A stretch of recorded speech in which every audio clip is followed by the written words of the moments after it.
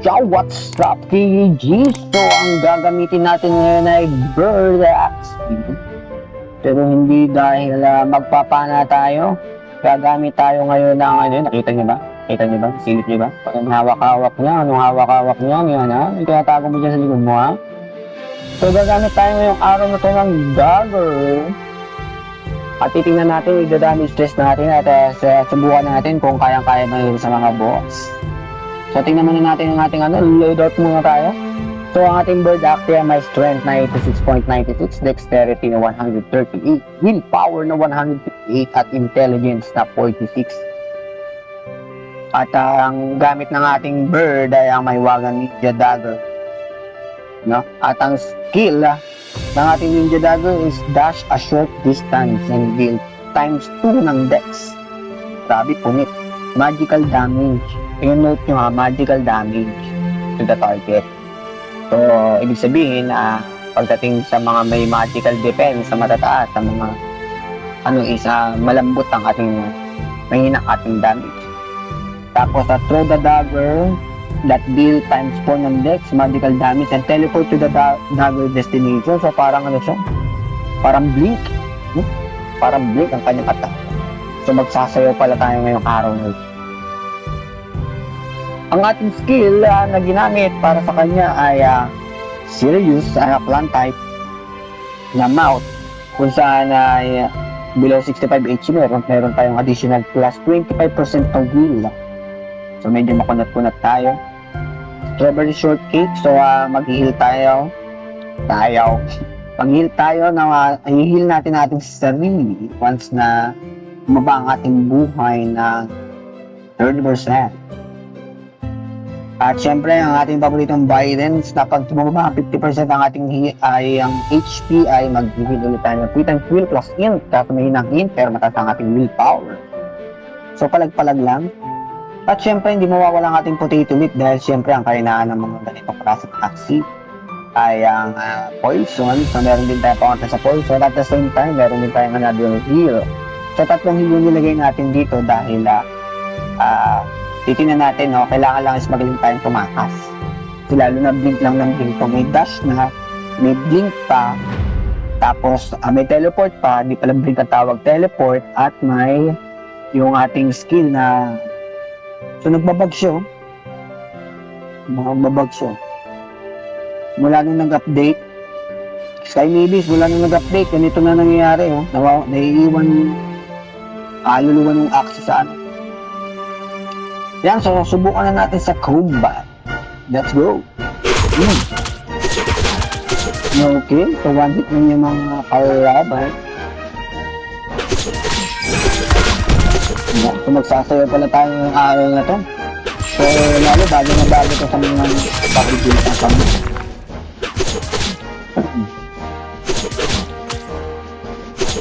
So, mabagal ang ating regeneration, ating normal attack, pero tingnan natin, kailangan lang siguro na parang ibang combo. Ang galing ng chance na makaparang. So yun yung niya, yung kanyang ultimate ay once na nag-throw siya ng dagger. So maganda pala itong panimula, lalo pag puno yung normal attack. So, kamaya pitawan natin to kay Ibong Tiro. Ibang terrorist natin sa susubukan.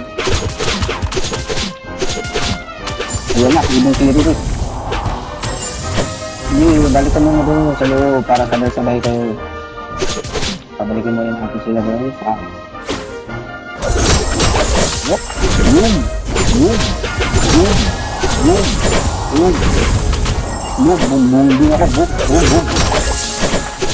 Yun, bakas mo. So may damage ka siya, pero kasi ang gamitin pantakas, no? So para ka lang magsasayaw pala dito.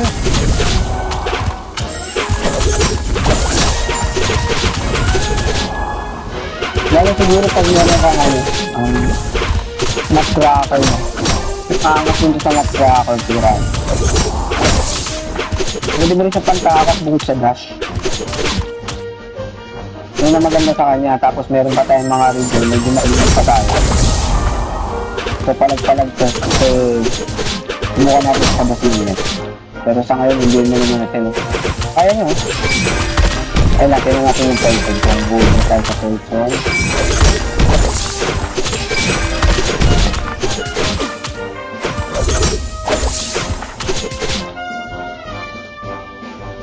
Natin papalag-palag tayo sa Poison. Ayun ba? Ay, maliwan tayo ng natin. Yun ha. Kasi bukod ka malakas sa tumakas, malakas sa tumakas, mabilis sa tumakas, meron pa sa rin dyan. So, advantage natin lalo na kung kailangan lang talaga mabilis yung ano mo. So, hindi ito bagay sa akin kasi tamad ako mag-ganto. Gusto ko yung makunat lang eh. Pwede pulso lang eh.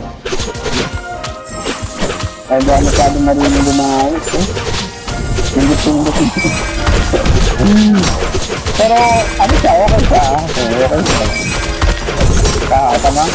Nakakatagal pa siya eh. Oh? At hintayin mo lang mag-regen ka ulit, takas-takas ka. Habang nakatalo ka, papakinalangan mo yung yun. So pang start nga siya, pang start ng combo.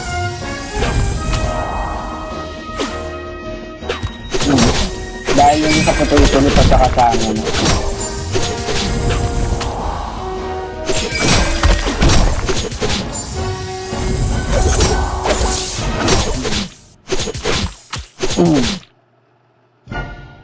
Ano ba, enjoy ba siya gamitin? Lalo sa mga malulupit ng mga fast hands dyan. Ako kasi hindi na ako fast hands eh. Slow hands na tayo. Yun lang, kasi tingnan natin dito sa kuyog. Nag-survive tayo. Masyado marami yung kalaban. So punta tayo sa boss. Testing natin to sa boss ngayon. Kung palag-palag ba? Kikilwing.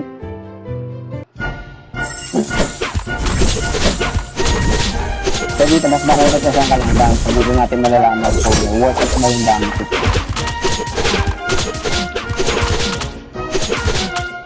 So pagbato niya ng kanyang dagger, makakapagamit.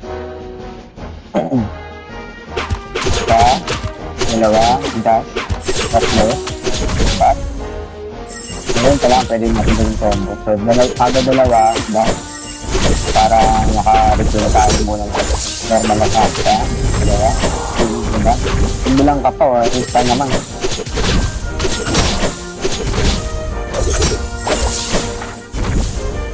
Yeah, sayang din. Pinamit yung ganun. Ang gusto pumatay. Isang puna lang agad yung kalaban. Then bunuhan pa yung buhay niya. Problema lang yung ating mga boss ay baka mangyari nito, saluhin na sa sobrang likit natin, baka saluhin nito yung batang damage na mga boss. Ang mahirap lang timingin yung kanyang bato ng ano. So kailangan talaga pang start ka para makapag-damage ka. Kaya natin sa actual yung sa ginamit na tayo.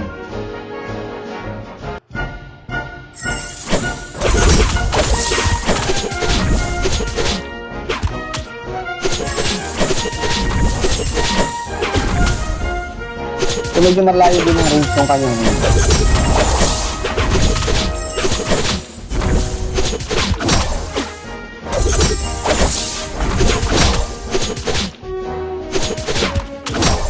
Hindi kasi natama, no?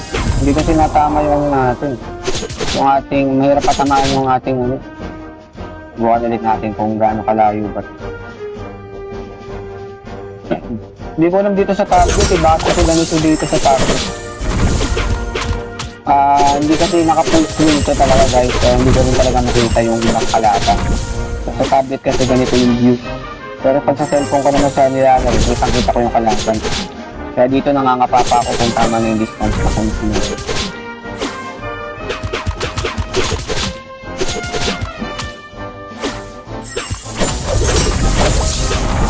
Hindi na ano.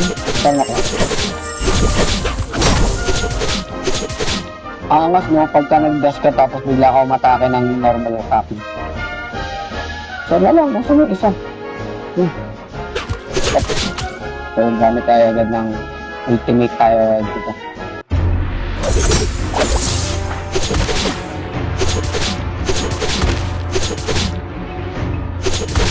Dito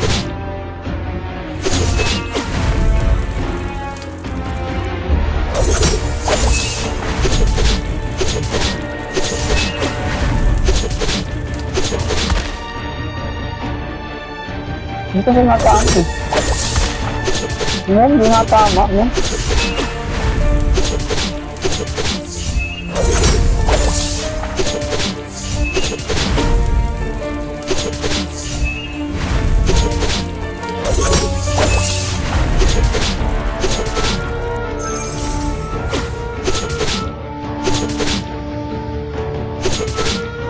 Hindi na ng ano, bagal ng ating ano.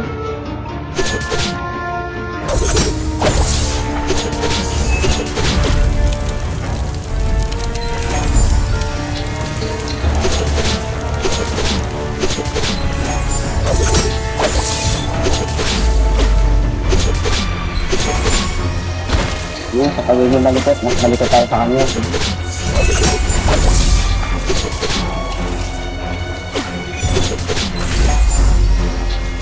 Hindi na makasot ang mga hindi. Very good to his food.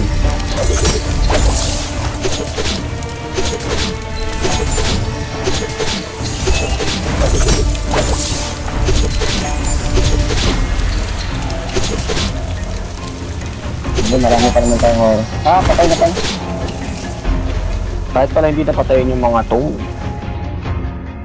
So dito, galang iniikot tayo. Uy! Trap! Trap!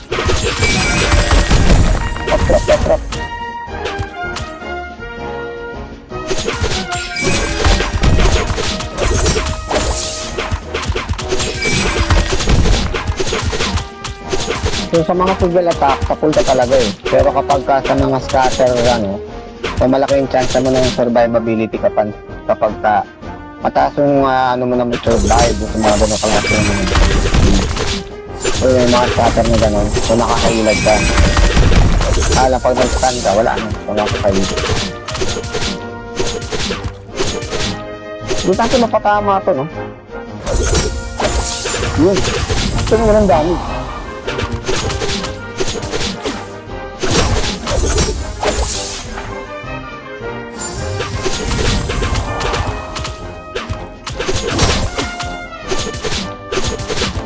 Kapag na-trap tayo, no? Dapat pala magandang yung bitaw. Dapat magandang yung bitaw.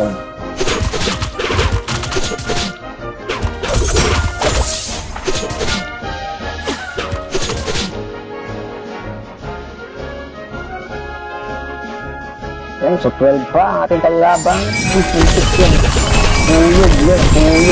Puyog. Atras muna tayo mga kaibigan. Atras muna tayo. Ulit tayo din. Pagayin naman natin yung mga isang nila.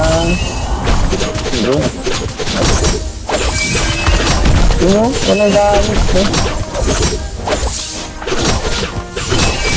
Hindi tatami.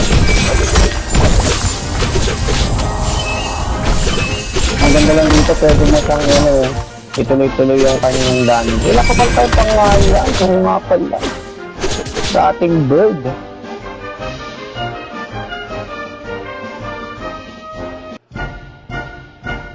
Wala pa pala tayong pangalan para sa ating anak.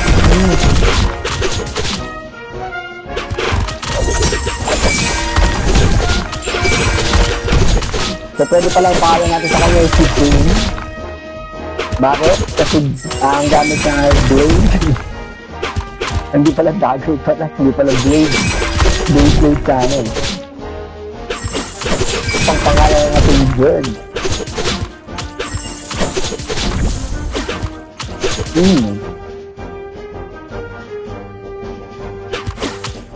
Hirap talaga naisip ng pangalan guys. Lalo na kapag sa... tumatangin ito. So kailangan pala isitapan din talaga ang dami. Bukan natin ang ulang. Sunod naman ito. Level 4. Wala natin. Hindi rin talaga nakalaka. Uy, naku ha. Doko.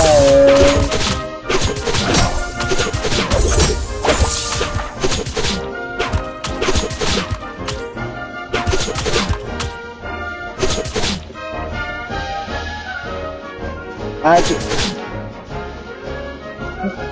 I like the move like Bago. I like the move like Bago.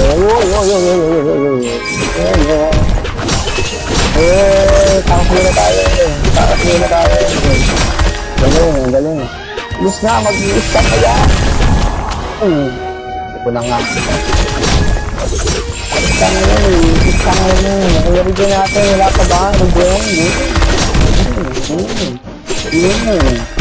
Moves like Dagger. And like the move like Dagger. I like the move. Like that. Papanta ko. Papanta ko guys. Mukhang maganda ito natin ano. At dito ako na problema. Inisip ko pag itong kalaban natin.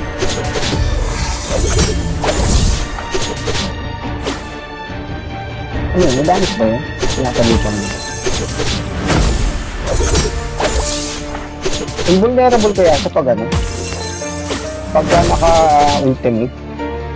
Parang invulnerable naman sa kasama na yun sa yan. Sa dance. Ano? Parang hindi na ng damage na. Magical attack ako.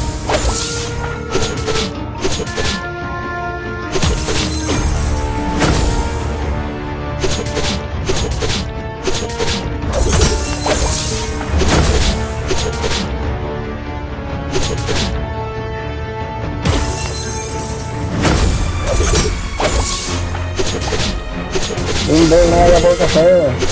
Invulnerable ka lang. Bangal ka? Ayun na. Ayun na masakit eh. Kailangan makilag tayo doon. Lalo na kung malikot tayo. Kung masyado tayo malapit sa radius, kaya lakas ng damage. At may region pa to. May pa to. 1 minute pa lang tayo. Hindi natin yung damage natin sa kanya dahil malaki sa kanyang magical effect. Sakit. Ayun na. So yun, so invulnerable pala tayo pag ganun. Yun o, invulnerable. Hindi na ng damage natin sa kanila guys. Loading. Yun, wala yung permit. Ayun. So nakakuha tayo ng reward. Ayan, so ano sa tingin nyo ang ating moves like Dagger? Kamusta ngayon ang ating ano masasabi niyo sa ating moves like Dagger type na bird? Okay ba sa playstyle nyo to? Maganda ba? May mga combos na ba kayo naiisip? So, try nyo yan sa Monday, lalo sa mga gigil na maglaro. So, ang tip ko lang sa inyo, dahil gumamit tayo ng Dagger, at alam naman natin na once na Dagger type ka, ay yun nga, sumasalo tayo ng maraming damage, lalo na kapag palipat-lipat tayo ng so, kailangan malakas ang ating survival. So, ayun lang guys, magkita-kita lang tayo sa susunod. Maraming salamat sa inyong lahat. Kita-kita lang tayo sa arena. Game on!